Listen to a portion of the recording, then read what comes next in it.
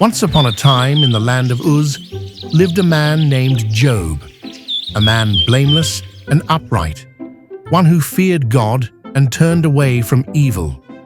He was wealthy, respected, and had a large family, 7 sons and 3 daughters. He owned thousands of livestock and servants. He had everything a man could ever want.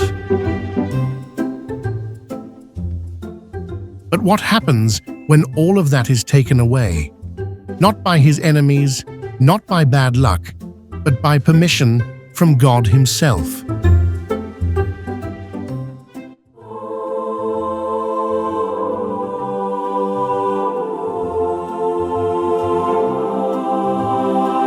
One day, the heavenly beings came to present themselves before the Lord, and Satan came along with them.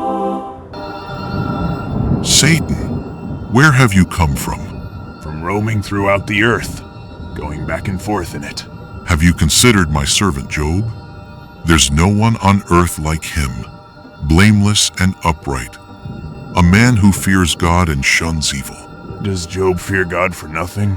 Haven't you put a hedge around him, and his household, and everything he has? You've blessed the work of his hands. His flocks and herds spread across the land. But stretch out your hand, take away everything he owns, and he will surely curse you to your face. And the Lord said, Very well, everything he has is in your hands, but do not lay a finger on the man himself.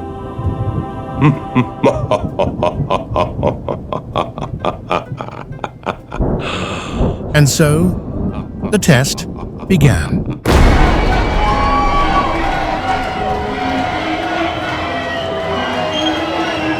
He's on fire! In one day, Job lost everything, his oxen stolen, his sheep burned, his camels raided. Worst of all, a great wind collapsed his eldest son's house. All 10 children gone. One after the other, the messengers came, each with more devastating news. His livestock gone, his servants killed, and worst of all, his children, all 10. Lost in a single moment, in utter grief, Job fell to his knees, tore his robe, and with tears streaming down his face, he mourned. Yet he did not curse God. Naked I came from my mother's womb, and naked I will depart.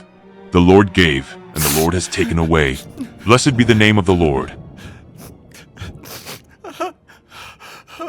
Satan returned to God and said, Skin for skin. A man will give anything to save his life. Strike his body and he'll curse you. Very well, he is in your hands, but spare his life.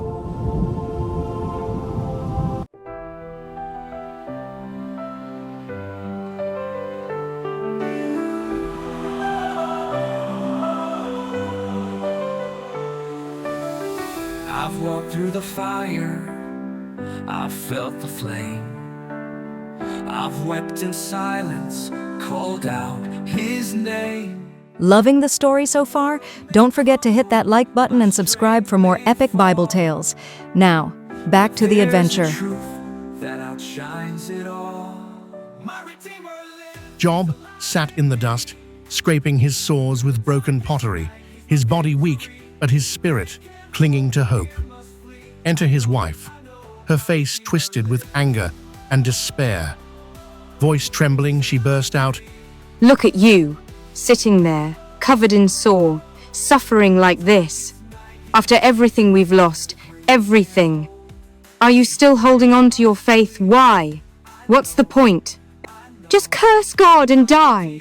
Her words cut like a knife, heavy with bitterness and sorrow.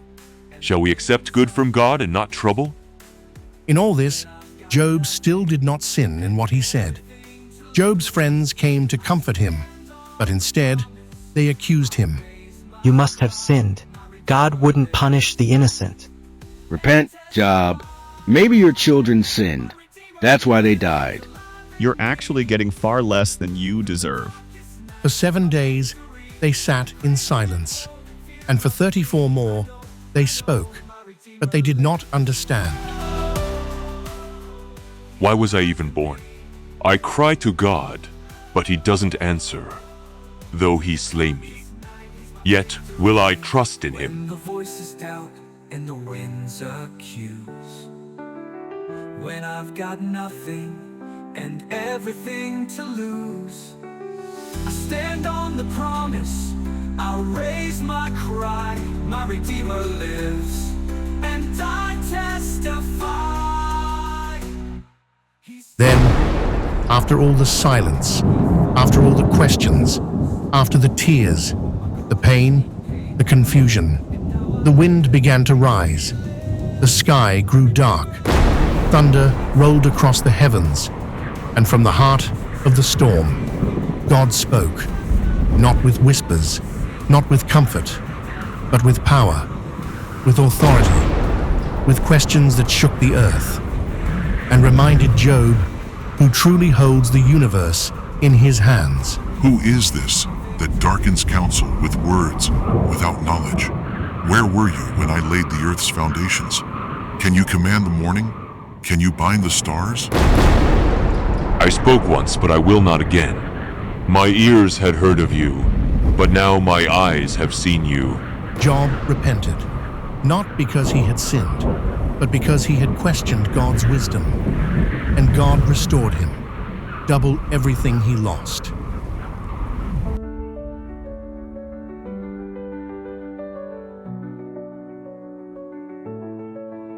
Dramatic, they fill, and I'm inspired by Job's unwavering trust.